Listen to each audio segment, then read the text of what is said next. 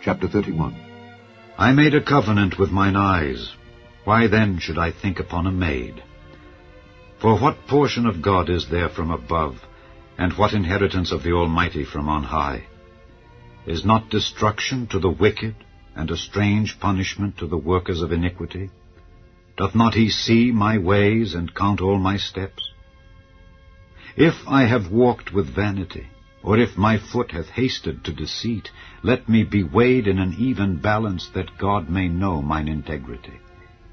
If my step hath turned out of the way, and mine heart walked after mine eyes, and if any blot hath cleaved to mine hands, then let me sow, and let another eat.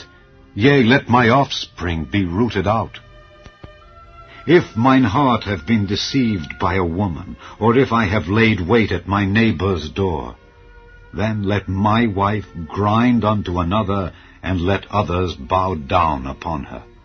For this is an heinous crime, yea, it is an iniquity to be punished by the judges. For it is a fire that consumeth to destruction, and would root out all mine increase. If I did despise the cause of my manservant or of my maidservant when they contended with me, what then shall I do when God riseth up? And when he visiteth, what shall I answer him? Did not he that made me in the womb make him? And did not one fashion us in the womb? If I have withheld the poor from their desire, or have caused the eyes of the widow to fail, or have eaten my morsel myself alone, and the fatherless hath not eaten thereof, for from my youth he was brought up with me as with a father, and I have guided her from my mother's womb. If I have seen any perish for want of clothing, or any poor without covering, if his loins have not blessed me, and if he were not warmed with the fleece of my sheep, if I have lifted up my hand against the fatherless, when I saw my help in the gate, then let mine arm fall from my shoulder blade, and mine arm be broken from the bone. For destruction from God was a terror to me, and by reason of his highness I could not endure. If I have made gold my hope, or have said to the fine gold, Thou art my confidence, if I rejoiced because my wealth was great, and because mine hand had gotten much, if I beheld the sun when it shined, or the moon walking in brightness, and my heart hath been secretly enticed, or my mouth hath kissed my hand, this also were an iniquity to be punished by the judge, for I should have denied the God that is above. If I rejoiced at the destruction of him that hated me, or lifted up myself when evil found him, neither have I suffered my mouth to sin by wishing a curse to his soul. If the men of my tabernacle said not, Oh, that we had of his flesh, we cannot be satisfied. The stranger did not lodge in the street, but I opened my doors to the traveler. If I covered my transgressions as Adam, by hiding mine iniquity in my bosom, did I fear a great multitude? Or did the contempt of families terrify me, that I kept silence and went not out of the door? Oh, that one would hear me! Behold, my desire is that the Almighty would answer me, and that mine adversary had written a book. Surely I would take it upon my shoulder, and bind it as a crown to me. I would declare unto him the number of my steps. As a prince would I go near unto him. If my land cry against me, or that the furrows likewise thereof complain, if I have eaten the fruits thereof without money, or have caused the owners thereof to lose their life, let thistles grow instead of wheat, and cockle instead of barley. The words of Job are ended. Chapter 32. So these 3 men ceased to answer Job, because he was righteous in his own eyes. Then was kindled the wrath of Elihu, the son of Barachel, the Buzite of the kindred of Ram. Against Job was his wrath kindled, because he justified himself rather than God. Also against his 3 friends was his wrath kindled, because they had found no answer, and yet had condemned Job. Now Elihu had waited till Job had spoken, because they were elder than he. When Elihu saw that there was no answer in the mouth of these 3 men, then his wrath was kindled. And Elihu the son of Barachel the Buzite answered and said, I am young, and ye are very old. Wherefore I was afraid, and durst not show you mine opinion. I said, days should speak, and multitude of years should teach wisdom. But there is a spirit in man, and the inspiration of the Almighty giveth them understanding. Great men are not always wise, neither do the aged understand judgment.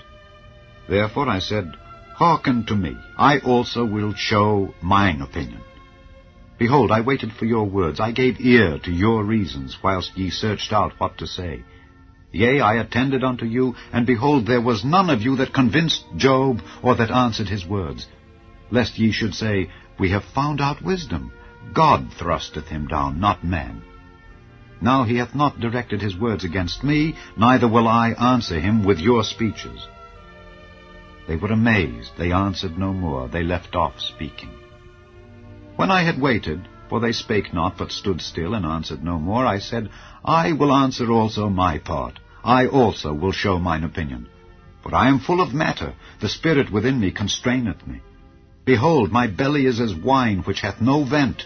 It is ready to burst like new bottles. I will speak that I may be refreshed. I will open my lips and answer.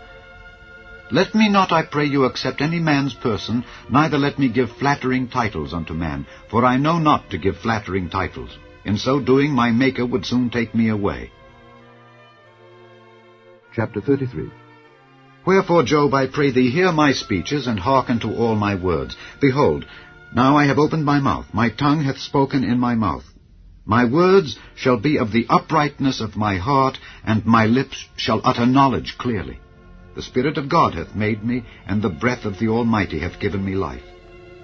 If thou canst answer me, set thy words in order before me. Stand up. Behold, I am, according to thy wish, in God's stead. I also am formed out of the clay. Behold, my terror shall not make thee afraid, neither shall my hand be heavy upon thee. Surely thou hast spoken in mine hearing, and I have heard the voice of thy words, saying, I am clean without transgression, I am innocent, neither is there iniquity in me. Behold, he findeth occasions against me, he counteth me for his enemy, he putteth my feet in the stocks, he marketh all my paths. Behold, in this thou art not just.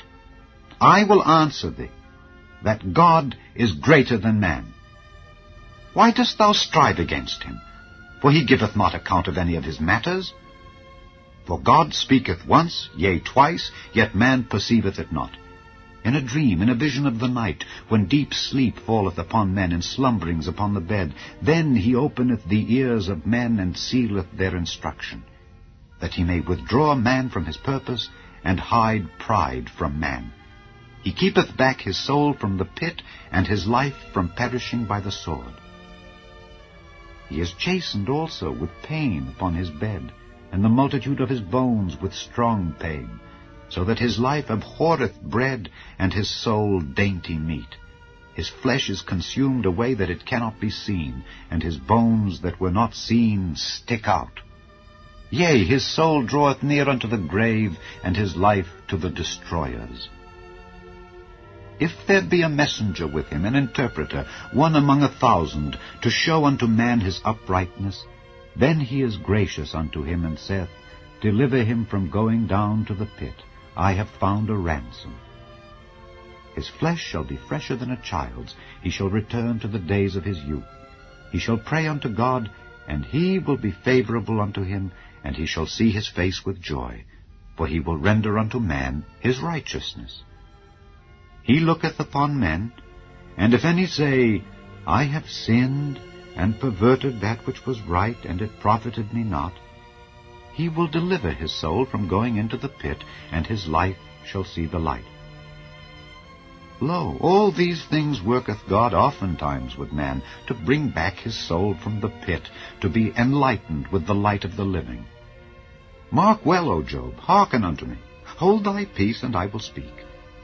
If thou hast anything to say, answer me. Speak, for I desire to justify thee. If not, hearken unto me. Hold thy peace, and I shall teach thee wisdom.